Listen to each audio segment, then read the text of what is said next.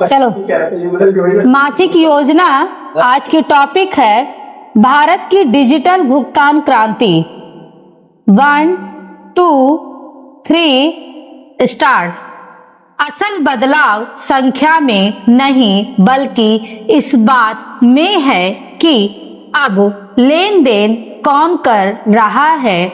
Auto rickshaw चालक अब QR code के माध्यम से भुगतान स्वीकार कर रहे हैं। गांवों की मंडियों में लेन देन तुरंत निपटाए जा रहे हैं। सड़क किनारे विक्रेताओं को अब छुट्टे पैसों की चिंता नहीं करनी पड़ती।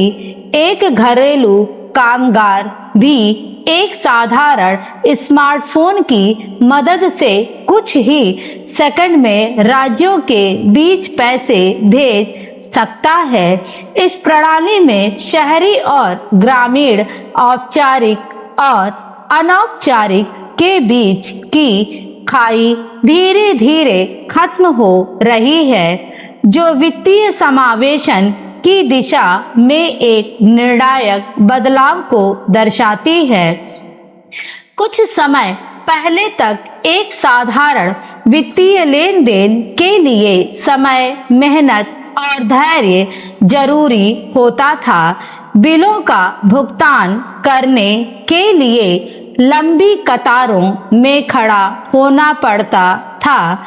पैसे भेजने के लिए बैंक जाना, फॉर्म भरना और पुष्टि के लिए कई दिनों तक इंतजार करना पड़ता था। भारत में उन लाखों लोगों के लिए जिनके पास बैंकिंग सुविधा नहीं थी, इसका मतलब था वित्तीय प्रणाली से बाहर रहना।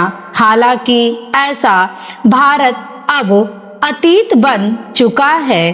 भारत की वित्तीय यात्रा सदियों से विकसित हुई है। वस्तु विनिमय प्रणाली और कौड़ी सीप से लेकर सिक्कों, कागजी मुद्रा और चेक तक अपने आधुनिक इतिहास के अधिकांश समय लेन देन का प्रमुख माध्यम नकदी बना रहा। हालांकि चेक और डिमांड ड्राफ्ट ने भुगतान को औपचारिक रूप दिया, लेकिन वे धीमे थे और केवल सीमित वर्ग तक ही सुलभ थे।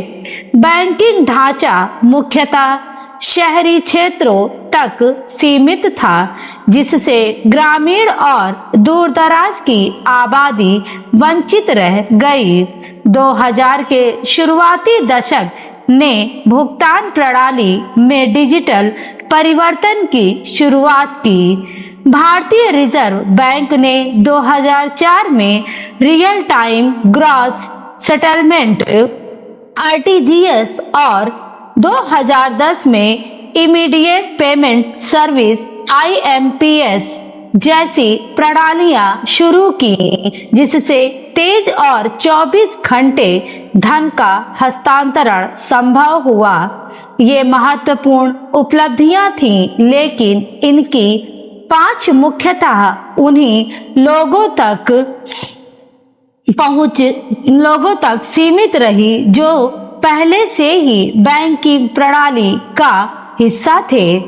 भारत की एक बड़ी आबादी औपचारिक वित्तीय प्रणाली से बाहर रही। उनकी ऋण, बीमा या सुरक्षित बचत जैसी सुविधाओं तक पहुंच नहीं थी। एक स्केलेबल, समावेशी और रियल टाइम डिजिटल ढांचे की कमी का मतलब था कि आर्थिक विकास के लाभ सभी तक पूरी तरह नहीं पहुंच पा रहे थे। एक परिवर्तनकारी बदलाव की आवश्यकता स्पष्ट थी और इसी आवश्यकता ने भारत की डिजिटल भुगतान क्रांति की नींव रखी। भारत की डिजिटल भुगतान क्रांति एक मजबूत आधारभूत संरचना पर टिकी है, जिसमें 3 प्रमुख स्तंभ शामिल हैं। प्रधानमंत्री जन धन योजना आधार और मोबाइल कनेक्टिविटी। इन्हें सामूहिक रूप से JAM ट्रिनिटी कहा जाता है। प्रत्येक स्तंभ का अपना अलग उद्देश्य है, लेकिन साथ मिलकर इन्होंने लीकेज को कम करके औपचारिक बैंकिंग में भरोसा बढ़ाकर और नागरिकों को डिजिटल सेवाओं से जुड़ने के लिए तैयार करके वित्तीय इकोसिस्टम को मजबूत किया है। स्टॉप।